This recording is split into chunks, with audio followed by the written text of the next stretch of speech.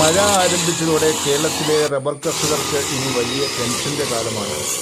Rubber തോട്ടത്തിലെ കാട് വെട്ടിത്തെളിക്കുക എന്നുള്ളത് വളരെ ശ്രമകരമായ ഒരു ദൗത്യമാണ്. പണ്ടൊക്കെ അരിവാളും വാക്കത്തിയും ഒക്കെ ഉപയോഗിച്ച് മാനുവലായിട്ടാണ് ഈ ജോലികൾ ചെയ്തിരുന്നത്. ഇപ്പോൾ ഗ്രാസ് കട്ടിംഗ് മെഷീൻ ഉപയോഗിച്ചാണ് കൂടുതൽ കർഷകരും റബ്ബർ തോട്ടത്തിലെ കാട് വെട്ടുന്നത്. ഇവിടെ ഈ റബ്ബർ തോട്ടത്തിൽ കാട് വെട്ടുന്ന ജോലി നടക്കുകയാണ്. ഈ റബ്ബർ തോട്ടത്തിൽ കഴിഞ്ഞ വർഷം വില കുറവായതിനാൽ ടാപ്പിംഗ് നടന്നില്ലത്.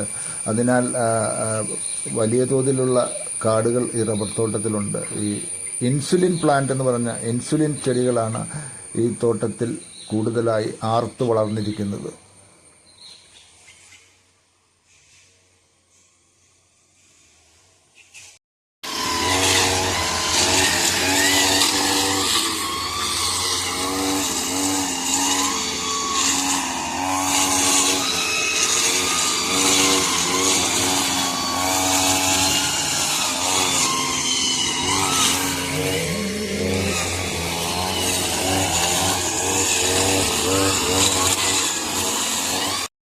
നിലവിൽ റബ്ബറിന് RSS 4 ഒരു മാസത്തിൽ അധികമായി 250 രൂപയ്ക്ക് അധികം 250 രൂപയ്ക്ക് മുകളിൽ വിലയുണ്ട്.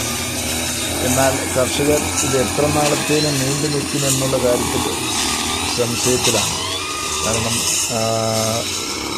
പ്ലാസ്റ്റിക് ഒക്കെ ഒട്ടിച്ച് റെയിൻ ഗാർഡ് ഒക്കെ ചെയ്ത് റബ്ബർ വെട്ടി തുടങ്ങുന്ന ആ സമയമാകുമ്പോഴേക്കും റബ്ബറിന് വില കുറയുമോ എന്ന് കർഷകർ സംശയിക്കുന്നുണ്ട്. എങ്കിലും കർഷകർ ചെറിയ ഒരു ഉത്സാഹത്തിലാണ്.